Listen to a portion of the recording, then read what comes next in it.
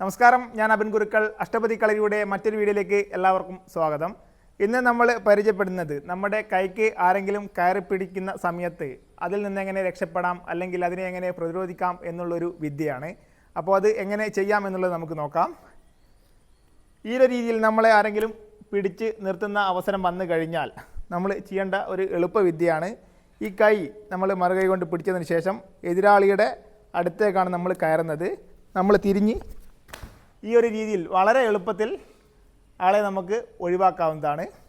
അപ്പോൾ ചെയ്യുന്ന വഴി, ഈ പിടിച്ച കൈയുടെ കൈപ്പത്തി നമ്മുടെ മറുകൈ കൊണ്ട് പിടിച്ചതിന് ശേഷം നമ്മൾ ആദ്യം ഇടത് കാല് എതിരാളിയുടെ അടുത്തേക്ക് നമ്മൾ കയറ്റുകയാണ് ചെയ്യേണ്ടത്. ഈ ഒരു രീതിയിലാണ് ഇത് ചെയ്യുന്നത്. വളരെ എളുപ്പത്തിൽ നമുക്ക് പരിശീലിച്ച് കഴിഞ്ഞാൽ ഈ ഒരു വിദ്യ ചെയ്തെടുക്കാൻ വേണ്ടി സാധിക്കും.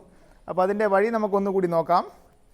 പിടിക്കുന്ന സമയത്ത് ആദ്യം നമ്മൾ പ്രാധാന്യം കൊടുക്കേണ്ടത് ഈ പിടിച്ച ആളുടെ കൈപ്പത്തി നമുക്ക് മുറുകെ പിടിക്കണം എന്നുള്ളതാണ്.